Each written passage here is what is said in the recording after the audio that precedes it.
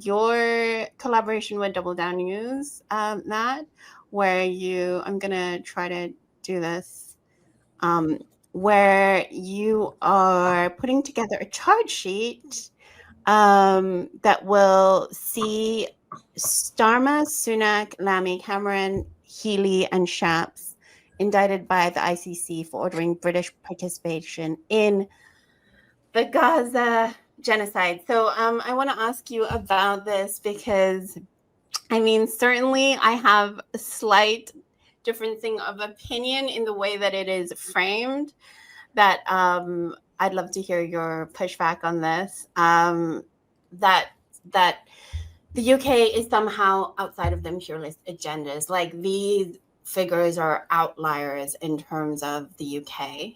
And I understand the rhetoric device of that. Like, we have a moral center that we have to adhere to, and that can sort of keep the bad apples accountable. But I just feel that that's very hard for us to stomach when the UK is so clearly an active participant in the US empire, and before that as the British Empire. So I find that hard to stomach. But before we get on to the second part of this question, just can you break down the significance and strategy on using the ICC to hold them accountable? And basically, convince me and tell me what this campaign is about. Because obviously I think I will support the concept behind it, but just the framing I'm curious about. So go ahead, Yeah, Matt. I mean, to be honest with you, the tweet's not a comment on the ICC in a sense of what it is as an institution, whether it's a tool of the empire, which I think it is or has been up till now, and will likely continue to be. And I don't think it will ever happen, what I'm saying. But the point is, we have to use the concepts which were presented by the establishment and flip them on them. So the idea, literally, I've been saying this for months, or maybe a year, or more than a year, that the ICC should prosecute UK ministers, and even people it shocks people, the idea, because it's so deeply ingrained in our psyche that only official enemies, African dictators, Putin, can actually be war criminals. When in fact, of course, our violence is way, way higher than any of those individuals. So it's more it's more about saying, well, look, if we're going to have if you project this image and you project these principles, or you profess to project these principles, then okay, apply them to yourselves. And if you did apply them, if the ICC was what it says on the tin, which is a international institution to bring war criminals to justice around the world without fear or favor, then of course that you should prosecute UK ministers. And then obviously the maybe the more important point is that the Prime Minister of Israel and his former defense minister are both indicted by the ICC. So that does give us a weapon, effectively, to go after people who are their accomplices. Because if they have already been found to be well, not guilty, but there's enough for a arrest warrant, then surely you can do anyone who's an accomplice or a participant, an ally in the campaign, should be also indicted. That's just legal process. So I think that it's useful to use that, because otherwise you just say, well, what would I say? You have to have a goal, and even if you don't think the goal is achievable because of the institutional shortcomings, you can still change the idea, or change the overturn window. Because the ICC was opened in 2002. It was the Rome Statute was signed in 1998, and the next year after it opened, George Bush and Tony Blair invaded Iraq in a totally illegal war. And that was even called illegal at the time by Kofi Annan, who was Secretary General of the UN.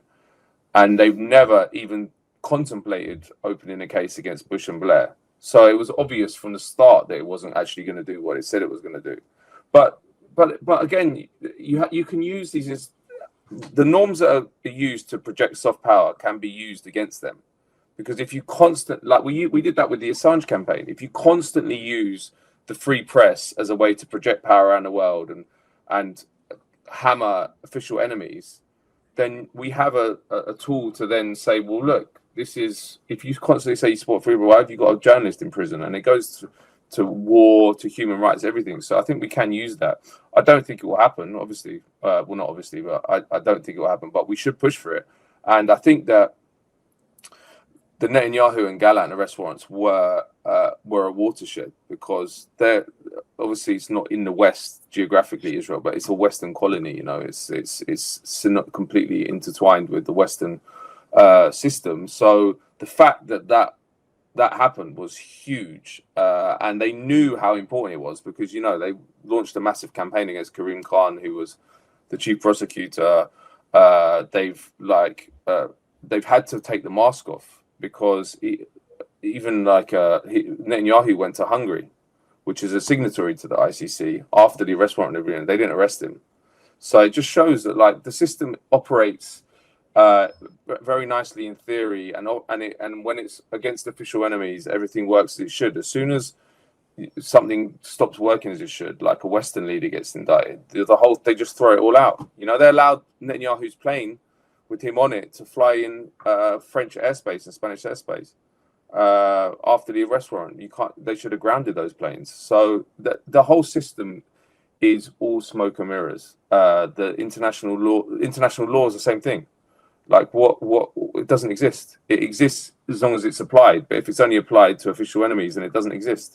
We haven't seen China respecting international law. We have been this global South respecting international law. I mean, but they didn't design it. That's the point. It was designed in Washington and London, and so in some ways, and what they say, the global South, is fair enough. It's like, well, you use this to discipline us and make sure. Like, look at even what they're doing with Maduro. He's now a narco trafficker designated, and the war on drugs. Who are the US? They don't have no right to lecture Latin America about the drugs. Yeah, they have effectively. Where's the market for the drugs? It's all in the United States. And why is that? It's because the imperial elite have basically eviscerated their own society so they can store the money for themselves. So, like, it's the whole thing's upside down. What right does as I mentioned, what right does the US have to drop chemicals all over the countryside in Colombia? No right at all. So it's just a way to lecture. And you know, again, like with Gaza, it reveals so much of this to people who aren't aware of it. You like, even with the ICC, when the arrest warrants went out, Senator I think it was Lindsey Graham, made a speech where he said, "Oh my God, like, the ICC was created to go after us." He literally said what we all know. He literally said it wasn't created to go after Western leaders. It's amazing, and that's. Matt, you said something very important. You said here in Britain, the levels of violence that we have perpetrated, I don't know if you mentioned Britain or West with it, it's much higher. Can you give an example why these people that you say they should be part of the ICC, they should be join the club? So our global South audience, what Britain has done to deserve the ICC prize? Yeah, so I think, like,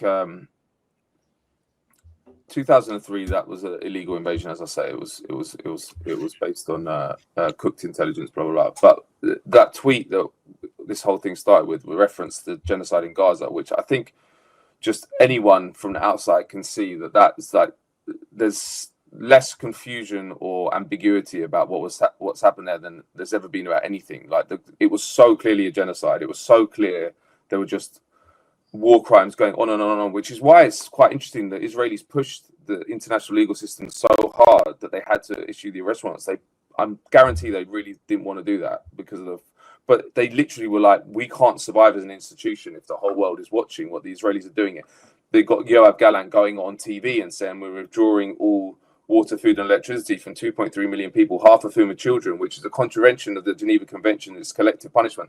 You know, all these leaders are taught, just do that stuff, but don't say it. But the Israelis just said it all and flaunted it, so they pushed it hard enough. But anyway, so they got indicted, and then the UK side, like, this is why I think that there needs to be a reformulation of what UK's role was, which is that it's often called complicity, even by people on the left.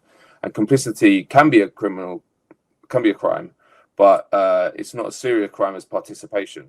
So complicity, in a sense, in a definitional sense, would be something like if you sell weapons to Israel while they're committing these crimes, you're complicit. But it's like a passive thing.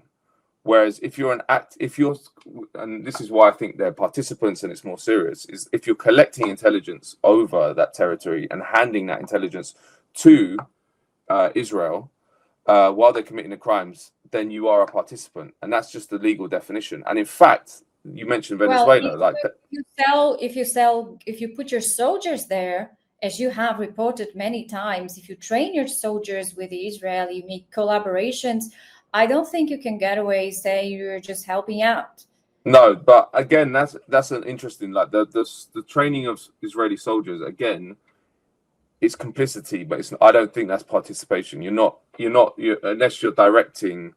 Like, if your participation for me is like the actual operation on the ground, you are part of it, either through intelligence, your sold personnel or something. And the UK's both. Like, we're complicit, and you can actually take people to court for complicity, like selling weapons or training soldiers that are involved in war crimes. But so they should be indicted on both. But participation is obviously more serious. And these spy flights that I've been covering, well, they've stopped now, but they started in December 2023. They were over Gaza for 5 hours, and it came out subsequently where the intelligence was going directly to the Israeli military in real time. That only came out recently. Like, before that, the UK government just said we are providing it to relevant authorities, but they did that because they know that's participation. But so if they're handing this intelligence to them, they're using it, and there's no way they can control it, then they're participants. So the people that ordered that, and there is a very good thing to use anti-terrorist legislation in Britain to detain people, to detain journalists that expressed their support for the Palestinian sovereignty. So these people have been arrested. We have here George Galloway, we have Craig Murray, we have Asa Winstanley, we have Haim Rashid, we have Sarah Wilkerson. They have been arrested under national security and terrorist legislation. And let me tell you, why do you do that? Because they want your sources. They know you haven't done anything wrong. They know you're not part of any terror organization, but they want to know who are your sources in Palestine, who are your sources, which is constitutionally protected. Journalists doesn't need to reveal their sources. So they make this subjective, because the anti-terror legislation in Britain, just the police office can form a subjective convincement that and go after you. They don't need any objective suspicion. It's all in their head. Voices in my head tells me that you might be a terrorist because you mentioned the word Palestine, and with dignity. So if you apply dignity to Palestine, if you apply dignity to Palestinians, I can chase you as a terrorist, arrest you in Heathrow, in Gatwick, whatever, and I want everything from you, because if you don't give me your computer, everything, it's 5 years in jail automatically, because they want our sources. Because they want to know who are the people in Palestine. They want to target them. Sorry to interrupt you, but no. Yeah. Well, I think that's part of it, but I think maybe more important is just like instilling fear in people as well, because they lost control of the narrative quite well. There's two things: there's instilling fear, and there's also just working at the behest of the Israel lobby. I think that's a major. Like, the Israel lobby just wants to.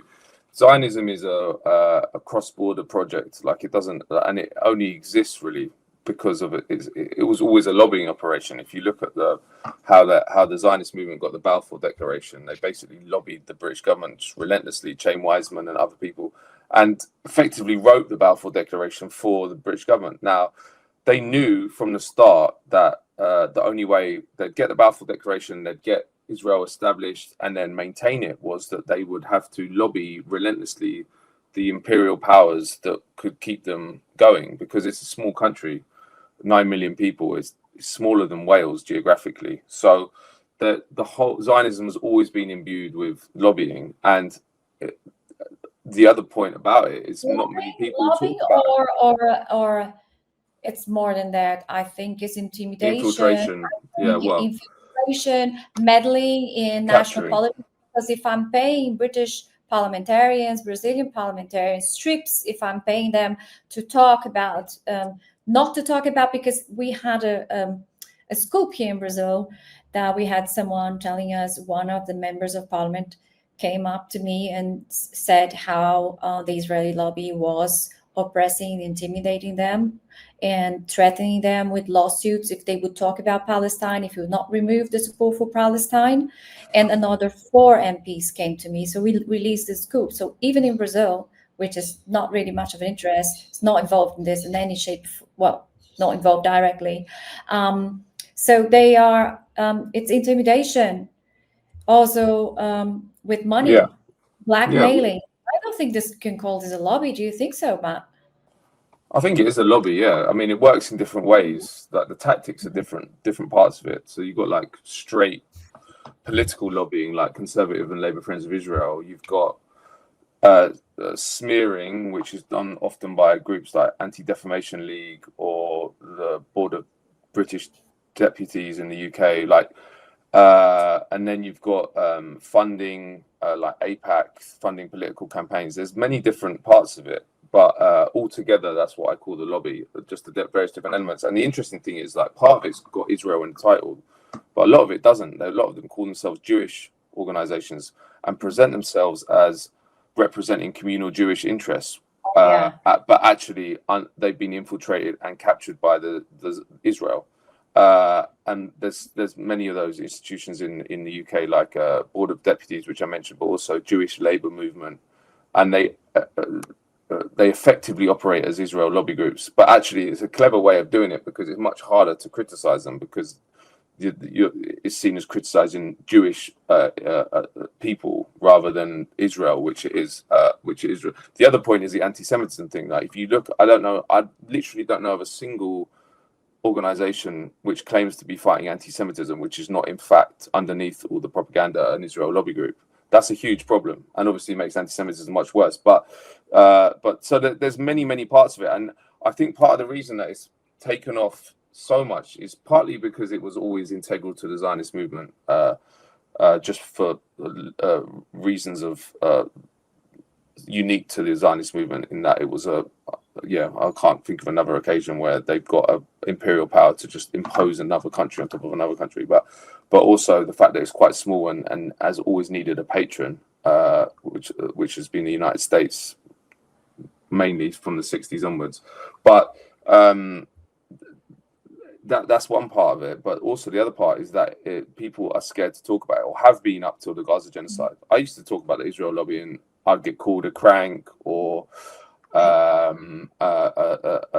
anti-Semite, or like there's a very prominent journalist called Owen Jones, who's kind of like very mainstream but writes for the Guardian. He's been good on Gaza, but I remember he literally before Gaza he'd only ever talk about the Israel lobby in inverted commas, which is mad because it's so obvious and it was there way before. And there was a whole book written by John Mearsheimer and Stephen Walt in 2007 called The Israel Lobby, about how, and they're not lefties, they're people they're realists, but they're like, it's not conducive to American state interests now, and our foreign policy is so skewed by this lobby that we're doing things that are not in our own interest, our own self-interest. And I think that's the case in the United States, and it's the case here. I didn't used to think that. I used to be more like, well, Israel does our dirty work in the Middle East, blah blah blah. But I'm much further on to, especially with the work I did at Declassified. when you start looking into, let's unpack that, because I'm still, even with everything that you're saying, both of you, I still do think that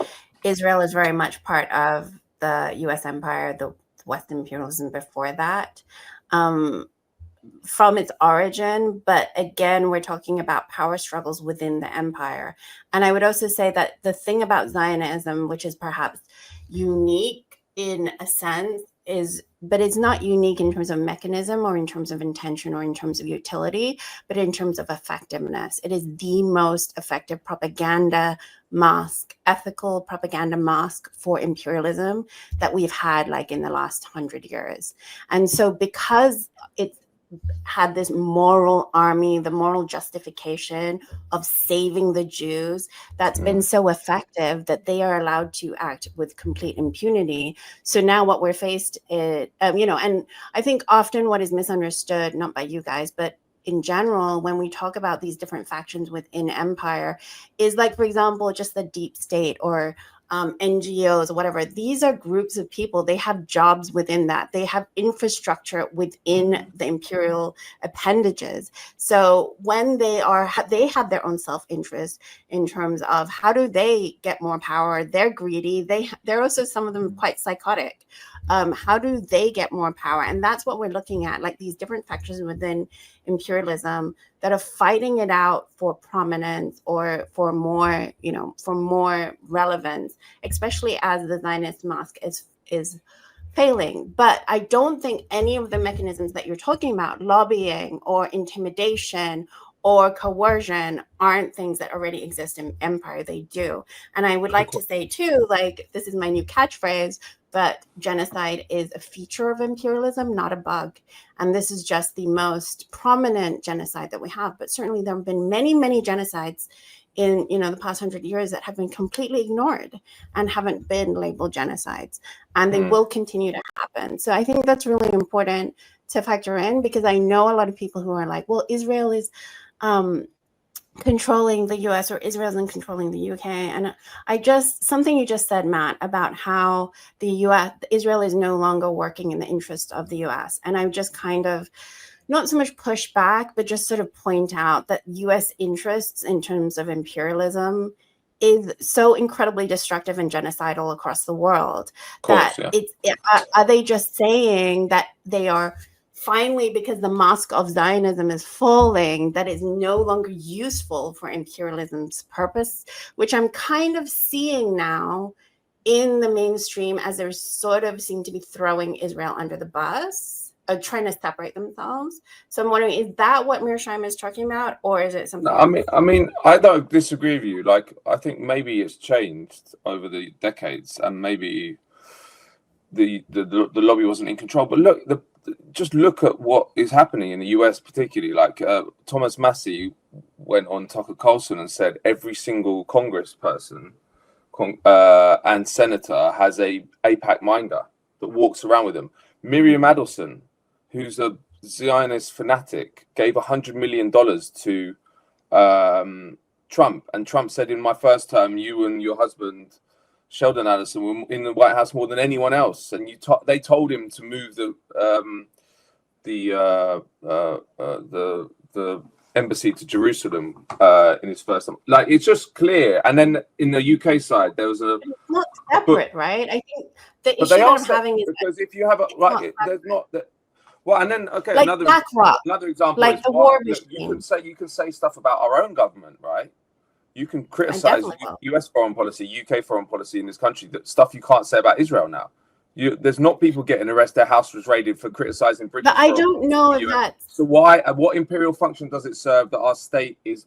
that's not imperial, that's domestic. Well, I think there are contradictions because our empire is crumbling. And so as these outsized power struggles are happening, they're just fighting it out for prominence, but also because Zionism has been so effective as a propaganda mosque.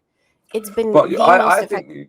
I'm not saying that it's not effective, that there's any like moral qualm with what Israel are doing, and that's why they're only doing it because of the thing. It's more just like they are the tail is wagging the dog, and that's because it's like you say, it's not rocket science, it's infrastructure. If you create a massive infrastructure, which is what they've done with AIPAC and Conservative Friends of Israel, Labour Friends of Israel, that means that politicians can't move. And Alan Duncan, who was the former foreign minister under Theresa May from 2016 to 19, he wrote a memoir where he said, he was a foreign minister, remember, and he said to the permanent undersecretary of the Foreign Office, the Israelis think they control the Foreign Office, and they do. And there was an Israeli spy or embassy official called Shai Massot who was recorded saying, "We're going to take down Alan Duncan, and we're going to take down." And this is in a documentary by Al Jazeera called The Lobby. Like, I think part of the reason people don't want to accept what's in front of their nose, and this fact is number one, they think it lets the empire off, which it doesn't, because we're not then ascribing morality to the empire. But it also, people don't want to feed into anti-Semitic tropes, which is okay, fair enough. It should be a concern. You don't want to, but if the facts are the facts, and if Mearsheimer was writing that, I just don't think the conclusion is what you're saying. I think the conclusion is that it is part of the empire. I just don't see how it's separate. It's just another faction gaining prominence in the empire. But it has its own interests. Yeah, it is. But it has its own interests. But it has no interest outside of imperialism, though, does it? Well, no, I think that it's imperial. We took it away completely.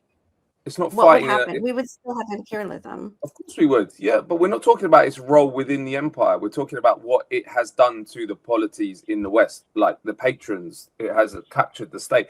It's like, look, the state is a carcass that's getting eaten on by various different forces, corporations. Like, the state has been captured by BAE Systems in the UK. That's an arms company. But why is it different for foreign states? Why is it conceptually unthinkable that a country could, with a massive lobbying operation, could capture the government in a way a corporation can capture the government? It's the same thing. Goldman Sachs give money to a politician, then they work for them. I guess that's my point, is that it's not separate. Like, I find the idea that it's separate the bizarre part, because I think it's completely it's not separate, part of it. But it is. But it has its own interests, which are not always going to align with the US and UK interests. And the point is, like, But none of. I think that the issue is that I don't think that US or UK interests are that coherent, because, like you said, there's so many different factors. There's so much incompetence within the supposed imperial agendas, and we do see different factions coming in and out, having, so we'll have things like Ukraine, what's happening in Ukraine, like we'll have Zelensky having his own self-interest, we'll have different puppets having that. So, like, actually last week we covered the Rio State massacre. We have like Brazilian US puppets coming in with their own self-interest, trying to use and lobby the US. It's probably what you have here is a convergence of interest to discredit the state, because they are self-interest. States, by definition, should be interest of a population, hopefully common good. And I think with Israel is a little bit about Frankenstein. You create a monster, and at some point he will have autonomous action, and he'll come to hunt you. He'll come to apply to you the same things that you created him to do. UK, Israel. I guess the only thing I disagree with what you're saying, Sara, is that we have an interest in our people. I'm not seeing the interest in our people from our governments or from the US empire. We should. They don't. But they're not. The state doesn't. That's not a priority for them. Yeah, that's not. You have states today hijacked by corporations, and I think the conversion of people in power are very necessary for people in private companies. It's an enterprise. Yeah, it's an enterprise to use state prerogatives, the state funds to enrich individuals. I think in the end we are seeing a dismantlement of the state, and we are having individuals, the dictatorship of individualism, using the state. That's the paradox, because they claim to be self-made, but they are parasiting on the state constantly. This is in Brazil here. In Brazil, we have an ultra-right, which is a strategic conversion between people who want power, want money, and people who want to infiltrate the state. The organized crime does infiltrate the state through members of parliament here in Brazil, through other people.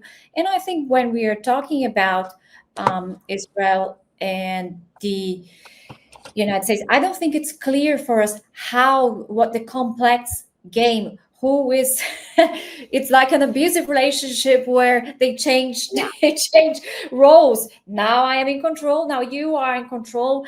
And it's very interesting because, I think when you create a child to be a bully, don't expect this child to bully you at some point. But the point is, Israel was never like that. The Zionists, they don't see they're not an ally. That in 1946 they bombed and blew up the King David Hotel and killed 80 people, like the biggest terrorist attack. They then went to, there was a massive terrorist campaign against the British. They do actions against the British. So this is what I'm saying. Like, yes, they're part of an empire, but Saudi Arabia. So does the US against the Nord Stream pipeline. You know, I mean. But okay, so my question to you then: why do they even need a lobby then? Why do they need a lobby if all these factions need lobbies because there are human beings involved? Like Big Pharma has lobbies. You know, BlackRock will have lobbies. Exactly. All sorts of different factions will have. But lobbies. You're saying that it's impossible to. But the U.S. government doesn't lobby itself. So, but my point is, why does you're saying there's no way that it can be contrary to the interests of Western empire because it is the Western empire. Why does it need a lobby then? No, I'm saying that the Western empire's interest, apart from just imperialism in general, has contradictions within it, right? The imperialism in general it's not really a coherent policy. It's more just like more expansion, more money, more power, more coercion. How do we sustain our hegemony? And within that, there are so many hundreds and thousands of different factions within that trying to assert different self-interested power plays. Which is good news for us. Because if it's not coherent, if they are fighting against each other, well, as we've seen the fractures on MAGA right now, where MAGA against MIGA, make Israel great again, should not be part of the agenda. I'm talking about countries like Ukraine. Ukraine never had. It's amazing that they are having this. Ukraine's not funding politicians, right? They're not funding people. But yeah, as soon as it became in the Western interest that they got invaded, they backed them with billions in weapons because that's in the empire's interest. Why then does Israel need this massive lobbying? If that's why wouldn't it just be like Ukraine, where you don't need a lobby? You just Well, I think first of all, Ukraine is much younger in terms of this whole thing. Like right now we're looking at them getting like massive amounts of funds, right? And some would argue it started in 2014 or prior to that, but we're looking at a completely different. You're right in that there is a similar propaganda push about Ukraine, you know, the same moral stance of Ukrainians. They're using that as a propaganda tool, but in essence, it's not the same project as Zionism, which is far more, evocative and that's probably a mix of both, man. Yeah, I mean, I'm not really disagreeing with you. I just see evidence that, of course, Israel is part of the empire and it does the dirty work of the US and UK in the Middle East, blah blah blah. But it has its own self-interest, though.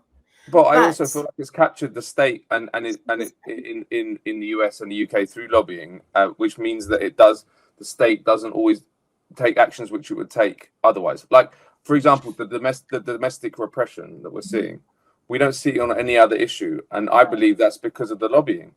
And we don't see any other issue, politicians becoming ruined. Like Jeremy Corbyn, for example, all these institutions, Israel lobby groups, basically got together to destroy him. And he said to me, I interviewed him maybe a year ago or so, and I was asking him, and he said, when I was Labour leader, I was taken aside by the Parliamentary Labour Party Committee group or some group within Parliament, and made to promise. They said, "Will you promise that you will automatically undertake and to support any action taken by the Israeli military?" They said this to him privately. Oh and he my said, no. God! But is there any other country in the political system that they he wasn't asked about the US. He wasn't asked about Saudi Arabia. Country, right? Because it's not. That's why it's different from any other country, because it's not. It's not really an independent country. We're not. It is in the very inner core of empire. But it could be an independent country without the lobby. That's what I'm saying. I guess we could. Yeah, but it's not really right now. Say it is, but it's not really. Well, I guess people are asking why is this conversation even. Like, why am I insisting on this? And I think I'm insisting on it because I know you said that this doesn't let empire off the hook, but I think it does, because like I said, genocide is a feature of imperialism. So if we just assume that it's only Zionism that are doing all these things, I think it's just a trajectory thing. the power is expanding with this Zionist project because it's been so successful as a propaganda tool for empire. But essentially, like any appendage of empire given this type of power and expansion would act this way. Like all factions of empire kind of do this with different degrees of success. And Israel is like the most successful project of their own. I think as much as they are part of the empire, they are born out of the empire, they are project of the empire, they are colonial Jewish supremacist state. That's what they are, founded by Britain and I'd say more, Israel is an anti-Semitic project because when they started it, they wanted to the Jewish question, where are we going to put the Jews? We don't want the Jews in Europe. Let's find a place where we can put all of them. So Israel is an anti-Semitic project in the end of the day. But I think as much as they are in the genesis, and you can't deny it's in the DNA of this project, they have their own interests. They want to expand through Lebanon. They want to expand the greater Israel. They are selling intelligence technology the worldwide. They become a thing of their own as well. I think That's it's also they're US. part of the family, but they are an independent member of this family who is absolutely crazy, mental, anachronic, genocidal, full of hatred. What we've seen coming from Israel and the Israeli public applauding it. That's what is the most crazy thing. Because when those things happen, I mean, Vietnam was a divider in the US. Iraq was a divider in the UK. Palestine is the whole world is protesting against Israel, protesting against the genocide, but the Israeli population seems to be applauding, according to the polls. Isn't this insane? This is a sheer insanity. Look what this is actually completely expected in a country where people literally from the US go there and settle, go there and displace people. I mean, what do you expect from a society like that? Also, the indoctrination there would be even worse than the indoctrination internationally, surely, right? Yeah, I would argue they have a project of their own, and a project that is culturally instilled on the Holocaust industry. We are victims of the world, and I think there is something. But we have a lot of overlaps in everything you said. We have a lot of overlaps, but and we have to talk about Epstein. We have to talk about many things, Ileana. Yes, sorry. Like definitely Epstein connects this, but go ahead. Yeah. Okay, Matt, go ahead. No, I was saying I think I'm done now, right? You're moving on to Epstein, or am I meant to talk about Epstein as well? You meant to talk about everything. Let's go to the end of the show. People love to. Well, I did want to say one thing before Epstein, but go ahead. Did you have anything else to say? I was going to say one thing about Epstein, but I suppose we kind of covered it with the ICC. So yeah, unless you have anything to say about the alliance of the Sahel states withdrawing from the ICC, citing it as an instrument of neocolonial repression. Yeah, they're right. They should. I mean, I think I think that all these institutions, the whole infrastructure that was built up after the Second World War with the Bretton Woods institutions, the IMF, World Bank, WTO eventually, ICC later, ICJ, UN, they were all created and reflective of the power balance at the time. And the US left the Second World War like in a position of like unrivaled global power. It was like half the global output manufacturing was done in the US, and Europe was in ruins. So they created a world in that image to take advantage of it. And that carried on up to ICC and up till now. So why should a global South country want to be part of an architecture which was created to keep them poor and exploited? And that's not just economic institutions, that's also ICC and stuff. Like, I also want to say that. Go on. Sorry, just want to say one point about your analysis for why you're doing the campaign against Lamy Shield and who else was in who else was in that Healy, list of Grant people? Shapps, Rishi Sunak, yeah. Right. That using the ICC as a framework for holding these war criminals accountable, alleged war criminals, just in case of libel laws. China actually agrees with your strategy in terms of using the UN Charter, and is why Xi Jinping has mentioned, I think, the UN Charter and international law several times in several speeches just this year. He's talked about the Global Governance Initiative and how all countries multilaterally should be held under the same standards. So you're in good company. Well, no, but you have to use that kind of stuff because a lot of it is good, right? If you look at the UN Charter, it outlaws aggressive wars. It's called the Supreme International Crime. So it outlaws what they're doing in Venezuela. It outlaws what happened in Gaza, the ICJ.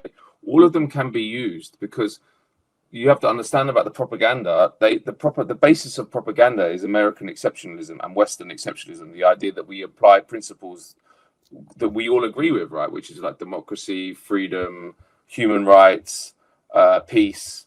So if they're going to claim that and stuff it down our necks from the moment we're born, we can at least try and apply that. Say, well, okay, well, you're applying that here. It's a way to show the hypocrisy of the whole system.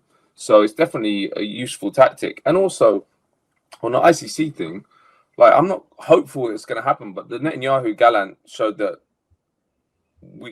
things happen that we can't. I've also looked at the evidence, and it's a slam dunk, that case, like in a way that's not really the case, often the case. Even with Iraq, like there'd have to be like a big trial of it was definitely a massive war crime, but you'd have to it would be intense, like breakdown of the different in litigation, whereas this is like you've already got two people indicted for the crimes, and we've already got evidence. We've got a picture of the spy plane over Gaza that was handling the intelligence on days when war crimes were being committed.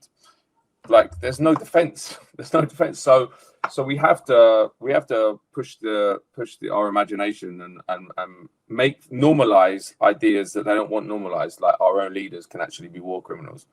So I think strategic, because otherwise, what's the other option is to say, I don't believe in the ICC.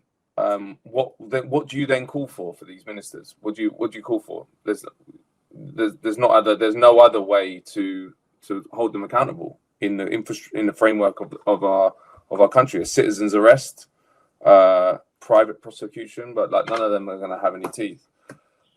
So I think it's worth doing. Also, it should be the US as well. Like more Joe Biden, Kamala Harris, Donald Trump. Your internet completely frozen. Is my internet gone? Oh, you're back. Yeah, I agree with you. We have a framework for accountability. You've kind of convinced me. One thing, although I'm also convinced by the Alliance of Sahel states, just one thing to continue. I remember a report that you wrote about how they were trying to cover their tracks a little bit too late, I think, where they were funneling some of their, military weapons through third-party companies. Oh, yeah. Before. And is that part of this case or something completely different?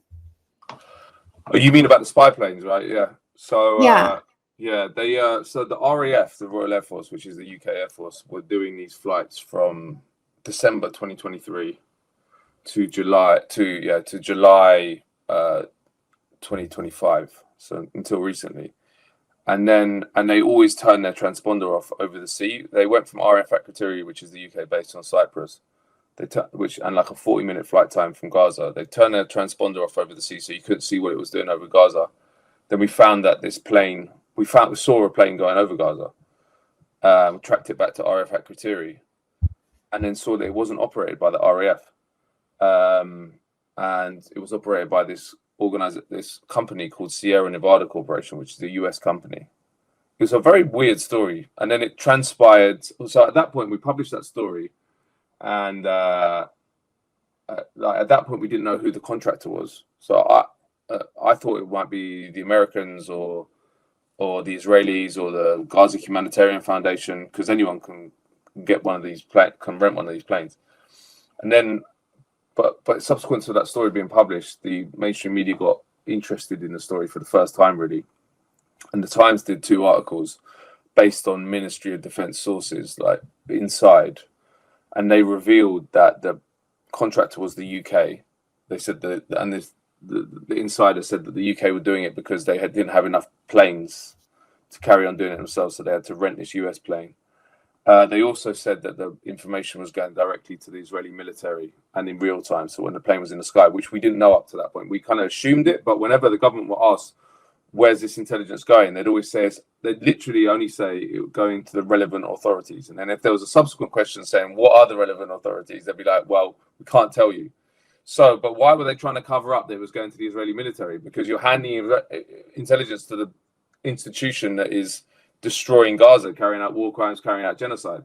So it's quite revelatory. The other interesting thing is that this footage which we got over Gaza of what this US plane, but contracted by the UK, was doing, that was again gave a sense of why they'd kept that flight path secret for like 18 months, because it showed that it was going around Khan Yunis in the south of Gaza for an hour and a half, and circling. And no, the Israeli government itself didn't think the hostages were in Khan Yunis, and actually Khan Yunis at that point was the center of the fighting. Now that's interesting because the government, whenever they had to defend these flights, they always said, well, it's for hostage rescue, and no one believed that, because even in January 2024 there was only 2 British hostages in Gaza, and then by sometime later, by the time it finished, even by July there were none. So, but this kind of showed that hostage rescue operation was complete rubbish, because they were going over Khan Yunis, which is where the fighting was. So likely it's an overflight for an Israeli military operation. So again, really like damning stuff, and I think clearly criminal as well. And then the other point is like they said, well, that we only give intelligence to the Israelis for them to use in hostage rescue. Okay, that's rubbish for a start, because how do you ensure that? Do you send an email? Well, they haven't managed to rescue anyone, anyways. Well, they did rescue some, but now they're all out. But they killed nearly 300 Palestinians in the Nusayrat massacre. Yeah. But they always said, well, we hand it to the intelligence to Israelis, but they can only use it for hostage rescue. But how does that work? If it's been given in real time, what are they doing? Are they sending an email alongside saying, please only use this for hostage rescue? And then when you privatize it, and it's a US company doing it, you have even less way of ensuring that what the Israelis are getting, because this company is another layer of complexity to the relationship. Is there a UK way of ensuring that the company is not giving stuff they shouldn't? I don't know. But anyway, it's all very, very murky. And I think that, it was done, I think, to conceal the program, because they were coming under increasing heat about it. Because these American planes, you couldn't track them taking off or landing. The only way we found it was when it was in flight. So, and I think that they kind of ironically blew up the whole program and made it a major story, because this new pilot that had been trained, this American pilot, I guess, forgot to turn his transponder off, so the whole program was revealed. That's amazing. It's interesting. Yeah. But like that footage that we got, which people can find online, it should be evidence in a war crimes trial, because and like if you look like the UK RAW, just conclude with this, like Al Jazeera did some work on this story, and they found that 47% of all surveillance flights over Gaza were flown by the RAF, which was more than double Israel itself, which was at 20%. UK was at 47%. So that is a major role, and it wasn't covered at all by the mainstream media. It wasn't covered that much by the anti-genocide movement, unfortunately. But it's much more important in many ways than the weapons side, which was the bit that got covered by the media and the movement itself. So, but again, it will all keep coming out. Just got to keep plugging away.